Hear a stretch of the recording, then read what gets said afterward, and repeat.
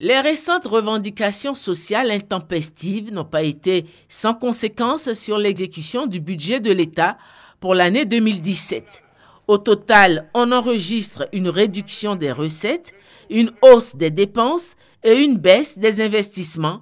Le Conseil des ministres réuni ce mercredi a adopté un projet de révision de la loi 2017.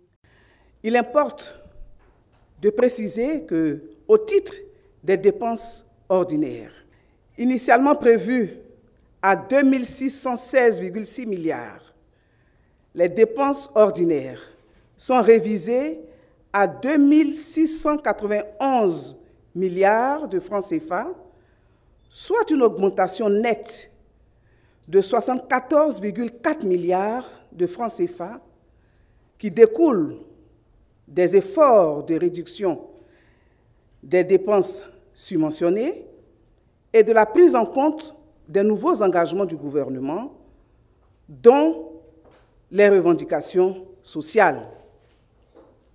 Au titre des dépenses d'investissement, il est également important d'indiquer que les dotations d'investissement, quant à elles, enregistrent une baisse de 177,8 milliards de francs CFA, portant le niveau global à 1746,9 milliards contre 1924,7 milliards de francs CFA initialement. Ces évolutions portent sur une réduction des investissements financés sur Trésor pour 90,4 milliards de francs CFA et des projets C2D à hauteur de 91 milliards de francs CFA. Toujours sur sa lancée de combler le déficit en logement sur le territoire national, le Conseil des ministres a pris des mesures incitatives en direction des promoteurs immobiliers. Cette ordonnance accorde une exonération de 50% de l'impôt sur les bénéfices aux entreprises constituées pour exécuter un programme de construction de logements à caractère économique et social. Je voudrais ici préciser que le bénéfice de cet important abattement fiscal est subordonné à la réalisation d'un programme de construction de minimum de 250 logements pour les programmes réalisés dans le district autonome d'Abidjan, de 25 logements pour les programmes en dehors du district d'Abidjan et de 10 logements en zone rurale. Autre volet social, le gouvernement poursuit son programme de branchements sociaux et son programme d'électrification rurale.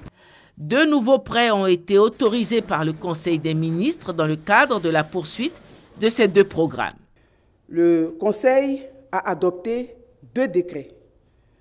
Le premier décret porte ratification d'une convention de crédit d'un montant de 78 milliards 714 millions 814 000 francs CFA, conclu le 13 avril 2017 entre l'Agence française de développement, l'AFD, et la République de Côte d'Ivoire en vue du financement du projet pour l'accès à l'électricité et la production d'électricité renouvelable.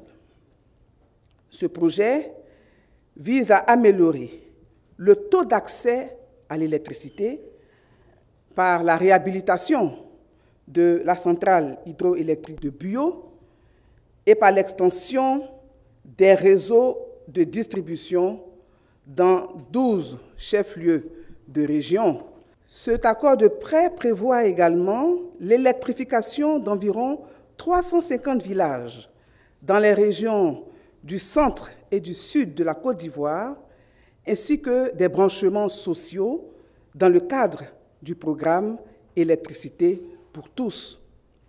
Le second décret porte également ratification d'un accord de prêt d'un montant de 198 milliards 295 millions 801 000 francs CFA, conclu le 21 avril 2017 entre l'Association internationale de développement AID et la République de Côte d'Ivoire. Ce décret permettra donc le financement d'un projet de transport d'électricité et d'accès à l'électricité. Fonction publique, le Conseil vient de revaloriser les catégories les plus faibles. Le Conseil a adopté un décret portant octroi de 150 points d'indice supplémentaires aux fonctionnaires des catégories de A à B3, 100 points d'indice supplémentaires aux fonctionnaires des catégories C et D. Cette mesure donc concerne les fonctionnaires qui ne bénéficient pas d'une grille particulière. Et cette décision entre dans le cadre des discussions entre le gouvernement et les centrales syndicales. Il convient de préciser que cette mesure prend effet à compter du 1er janvier 2018. Au total, plusieurs mesures de portée sociale enregistrées au cours de ce Conseil des ministres. Une dernière et non des moindres est la décision du Conseil de lever les obstacles à la scolarisation pour les élèves du primaire non détenteurs d'extrait d'acte de naissance. Ce sont 1 165 325 élèves du primaire qui pourront bénéficier de cette mesure.